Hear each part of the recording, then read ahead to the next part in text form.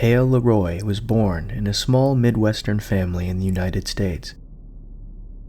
Until his late teens, he was a typical teenage boy, making messes, hooking up, going outside, rebelling against his parents' wishes, skipping class and having fun. But before his 20th birthday, his friends and family noticed a significant change in him. He began applying himself much more in college. He changed his major from a liberal arts major to electrical engineering and robotics. He worked hard, but in addition to that, things just seemed to come easy to Hale. Schoolwork, assignments, tests, he seemed to fly right through it. This was not how he was in high school.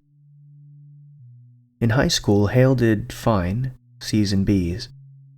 He would manage an A if it was a subject he really enjoyed, like English and literature. Math and science were a different story. He would struggle greatly in trying to grasp the concepts taught to him in subjects like calculus, linear algebra, and chemistry. But then, years later, he would be revered as one of the smartest mathematicians his college had ever seen.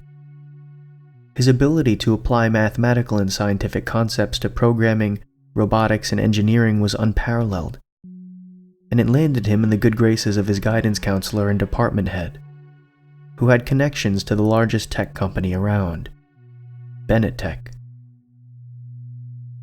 Bennett Tech was constantly growing, constantly evolving. Founded by Julie Bennett, they were involved in some of the largest technological advances in the modern era. From cars that not only drove and steered themselves, with an astronomically low accident rate and excellent gas mileage and impact resistance, but also super-fast, efficient planes that cut travel time to the farthest areas of the globe by nearly half. They were even in the app and video game world. They had developed something called the Rewinder app, which was shut down after beta testing issues. Their science and robotics division was massive as well, having the most sophisticated AI the world had ever seen, with conversation ability that would rival a person's. Bennett Tech was the place to be, certainly for a bright young man who was looking for a place to intern and grow. And the staff at his college were more than happy to issue him a glowing recommendation. Before long, Hale Leroy was the newest employee at Bennett Tech. For many people, if they do well in college, they may have a hard time adjusting to work in the real world. This was not the case for Hale Leroy.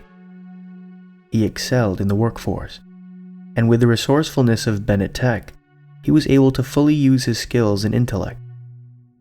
He achieved milestone after milestone, saved and made the company millions upon millions of dollars with his ideas and innovations. By the age of 30, he was interviewed on numerous magazines, newspapers, podcasts, and talk shows for being such a prolific technological guru. And before his 40th birthday, besides Julie Bennett herself, Hale Leroy was the face of tech innovation. But below it all, he was just a simple guy. He was the same kid that liked making messes, going outside, chasing girls, breaking curfew. The only difference was now, he knew something that everyone else did not.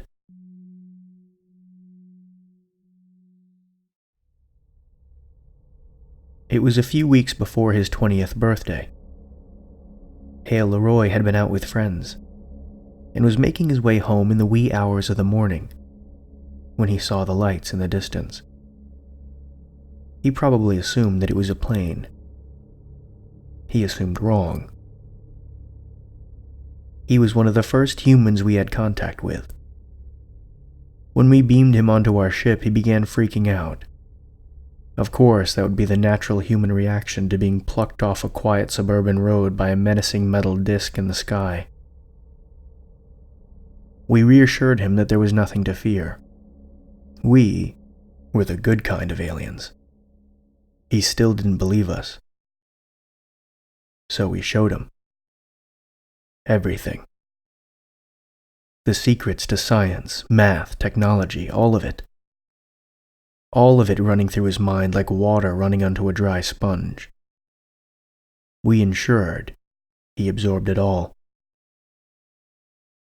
We told him no one would believe him, because be honest, who actually believes someone when they say they've been abducted by aliens? No, that story would fall on deaf ears, or perhaps land him in one of those reality shows, or worse, an insane asylum, where all of that information would go to waste.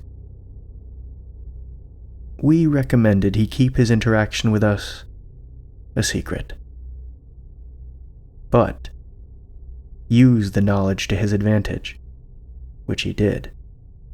He helped catapult the technology of Earth ahead by at least a decade. This is good news. Earth will need it for what's coming next.